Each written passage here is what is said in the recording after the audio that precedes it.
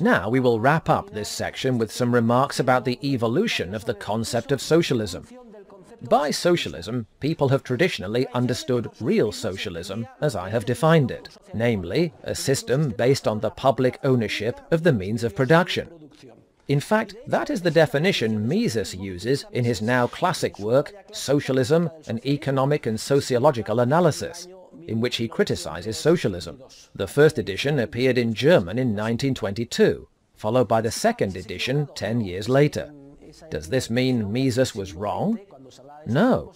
During the first third of the 20th century, when people discussed socialism, it was always understood that they meant real socialism, of Marxist or Soviet origin. Nevertheless, this definition, a system based on the public ownership of the means of production, is misleading. It does not say based on coercion and shots in the back of the head, but that is what the public ownership of production goods amounts to. It means private property is forbidden, and therefore so are voluntary exchanges and the free exercise of entrepreneurship. Everything is organized from above, based on coercive commands. In other words, as Lenin wrote, the whole economy is organized on the lines of the postal service, and the police forcibly imposed this system. Well, it immediately became clear that, in terms of science, this definition, public ownership of the means of production, was unsatisfactory. First, it is a static definition. The existence of socialism will depend on whether or not the means of production are publicly owned. And second, to determine whether or not socialism exists, we must first understand the legal category of private and public ownership, and the economic category of means of production. Thus, we need to throw open the windows and let in the fresh air of the dynamic, subjectivist view of the market. The important thing is not to determine whether or not public ownership applies to a certain economic category, the means of production, but rather to clearly identify the essence of socialism. And in dynamic terms, the essence of socialism is coercion. Coercion is a human action which consists of forcing others to do what I want them to do, instead of what they want to do.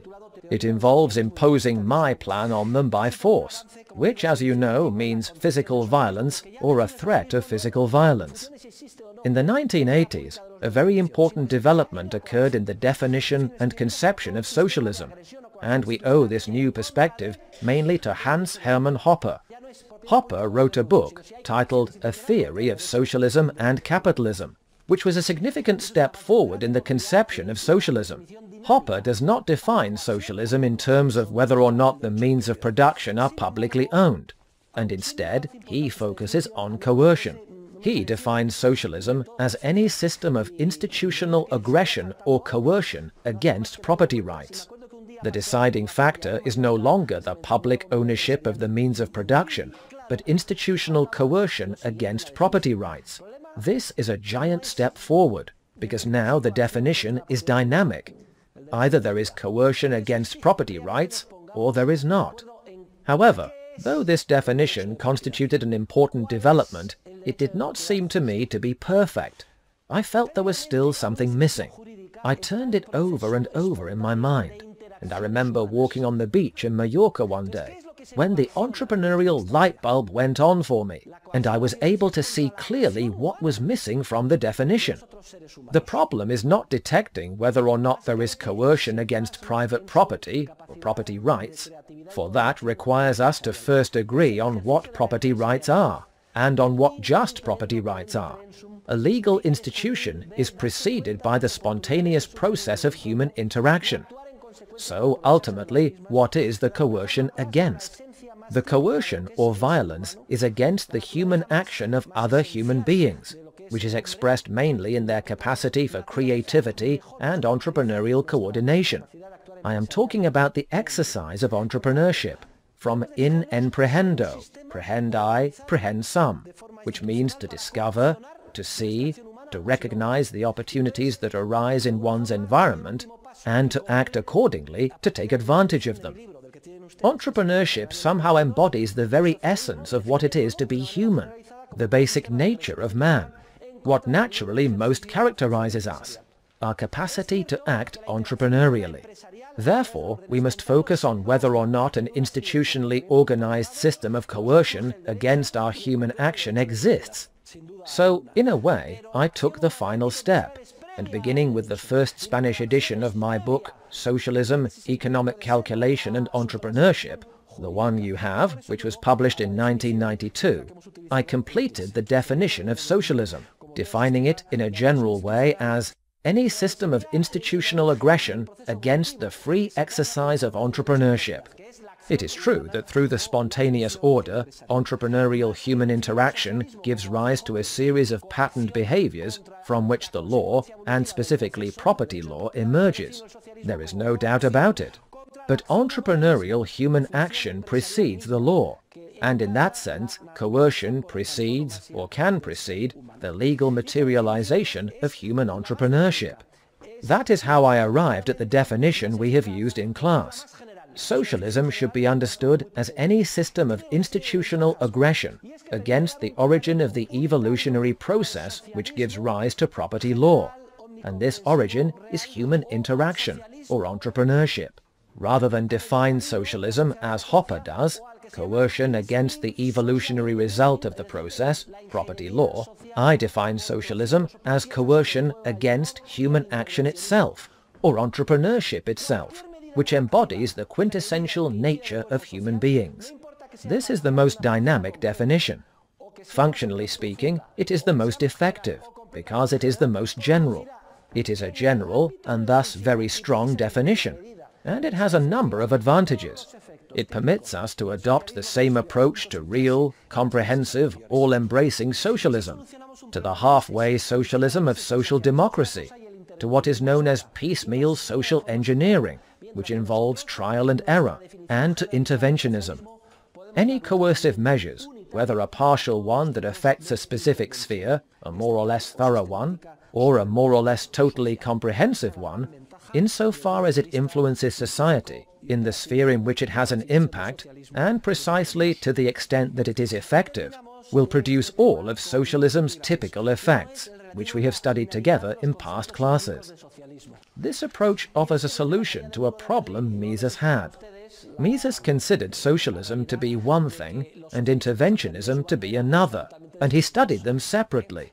But with our broad definition of socialism, we can deal in the same way with all types of state or systematic intervention in society. From a scientific and functional standpoint, that is the great advantage of the definition of socialism I am proposing. We will conclude this topic with a couple of considerations. The first has to do with the inanity of the idyllic concepts of socialism. I am sure you have noticed that ever since the fall of the Berlin Wall, socialists have lost their banner, and they are totally disoriented. They supported an ideal which they saw embodied in Soviet-type economies. Almost half of the world's population was subjected to such regimes. The Cold War erupted between the powers espousing the two systems, the market economy versus the socialist system. Granted, the market economy left much to be desired. There was plenty of government interference, etc. But the difference was clear. When the Berlin Wall crumbled and socialism disappeared, socialists and progressives lost their point of reference. Now they must look for another banner under which to somehow justify state interventionism, and continue defining themselves as socialist. So all kinds of idyllic definitions and conceptualizations of socialism emerged. The meaning of the word socialism became vague. For instance, socialism was defined as social harmony, the harmonious union of man with nature, or the maximization of social welfare, or it amounted to do-goodism. In other words, socialism is whatever is good. Equality, for example. But hold on a minute. That is well and good, but this ideal you are defending, what form will it take? What specific measures will be adopted? And do you believe that because your ideal is so lofty, its forcible imposition from above on everyone is justified? Yes or no? Clarify that, whether coercion is involved or not. First, clear up your mental confusion. Decide what your intentions are. And second, do you wish to impose them by force? This way, we will find out in each case whether we are encountering mental confusion. simple, crude opportunism, or, as is more common, an attempt to conceal, under an attractive veneer, the institutional aggression someone wishes to continue exercising. What did the rallying cry used to be? The attainment of real socialism. What is the rallying cry now? Stopping global warming. That justifies anything. It justifies taxes, restrictions on what you can consume, the prohibition of eating cows. It is a new banner to be imposed by force. For if it is not imposed by force, and everything is voluntary, there is no socialism problem. Socialism is characterized by coercion. Always inquire whether or not coercion is ultimately involved. Find out whether or not an ideal is to be imposed using the power of the state. The second of our considerations is the following question. Could the term socialism someday be restored? If you visit the countries of Eastern Europe and you mention socialism, you will find it to be the most corrupted term, with the most derogatory connotation. Nobody wants to hear a single word about socialism. For generations, people there have been sold the socialist ideal, and you cannot imagine what they have suffered. In the West, because we have suffered less, we allow ourselves to be manipulated more. But someday, will it be possible to restore the term socialism, so that an honest person, someone who understands the spontaneous process and knows that it drives society and civilization and fosters harmony, could conceivably be defined as a socialist? What system am I referring to? Clearly, capitalism, the market economy, and the spontaneous order of social cooperation. Only if this semantic change occurs, and one day by socialism we begin to understand an order based on the private ownership of the means of production, voluntary exchanges, the spontaneous market order, etc., that is, only if socialism comes to mean what nowadays is considered even the opposite of socialism, will it be possible to restore the term. Otherwise, it is doomed to disguise wicked content with a weasel word, an attractive shell. Weasels are able to make a tiny hole in an egg, suck out everything inside, and leave the shell intact. So, a weasel word is a word whose meaning has been totally prostituted. For example, the term democracy. The meaning has been sucked out and replaced with content that is the exact opposite, and the packaging has been kept in order to fool people. In any case, though we do not know if this process of semantic development will take place or not, in recent writings I have begun to try to stimulate it. Therefore I have been talking less and less about socialism because it is misleading. Many people think I am referring to political notions, and I consider Rajoy as socialist as Zapatero. Furthermore, as a scientist, I must try to encourage people's understanding of the world to evolve toward the scientific truth as I see it. Thus, I am speaking less and less of socialism and more of statism. In fact, statism, to the extent that it embodies the coercive and systematic exercise of violence, is what produces all of the negative effects we have studied with respect to socialism. We will see if I am successful, and future events unfold in this direction, and in these same classes 10 or 15 years from now, all of my analysis has to do with statism. Perhaps, instead of socialism, economic calculation and entrepreneurship, the book will be titled Statism, Economic Calculation and Entrepreneurship. Ultimately, the state's embodiment of systematic violence is what causes all of the negative effects we are studying. That is what sparked my evolution toward anarchy. That is, the process of social cooperation in which no agency holds a monopoly on violence in a particular territory, but rather there is a system of private agencies, and human beings voluntarily subscribe to their services by paying a certain monthly fee. Each agency backs a legal system and offers different levels of degrees of public order. Though the agencies are different, they are coordinated, thanks to a number of voluntary rules, like those followed in the IATA to reach agreement on certain security protocols in different airlines. Well, the same approach would be taken to prevent, stop and punish crime. You can be sure that a private system of this sort would be much more efficient at maintaining public order and respecting human life and property than the system we have now, based on an agency that holds a monopoly on public order. and is therefore dogged by all the bureaucratic problems of ineradicable ignorance we now face, with public police forces, government judicial systems, and so on. And these observations about public order are also applicable to every other sphere. The monetary sphere, that of central banking, social security, the welfare state, etc. And this is the area in which professors and economists on the cutting edge are working today, well into the second decade of the 21st century. We are working out how a stateless society would be organized. By state, we understand an agency that holds a monopoly on violence in a certain geographical area.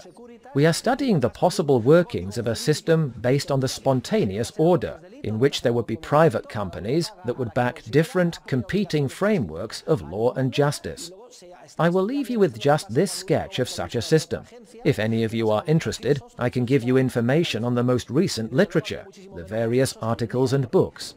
In Spanish, we have published Justicia sin Estado, The Enterprise of Law, Justice Without the State, by Professor Bruce Benson of Florida State University. The publisher is Union Editorial, in case any of you would like to write a paper on the book. Also included are a number of delightful historical studies, which show that private justice systems have worked very well in many historical contexts. You can also read the writings of Bruno Frey, a professor at the University of Basel. Frey developed the concept of functional, overlapping, and competing jurisdictions. In other words, security and defense providers like Prosegur and Securitas would each offer different levels of public order in accordance with a certain legal code. In some jurisdictions, abortion would be a crime. In others, it would not be a crime. Each person would pay the provider he or she chose, and there would be no obligation to sign up with any. We are also studying and analyzing what would happen if somebody stole a TV set from a client of another agency, and how mobsters would be dealt with. All of that is being analyzed. Certainly there would be a lot fewer mobsters than there are today. A lack of information makes the state highly inefficient. And do you think that in a private market process, a mafia would last for 30 or 40 years? That is the height of inefficiency. No. A private sector would put an end to mafias much more quickly, efficiently, economically, and justly, which is what matters most.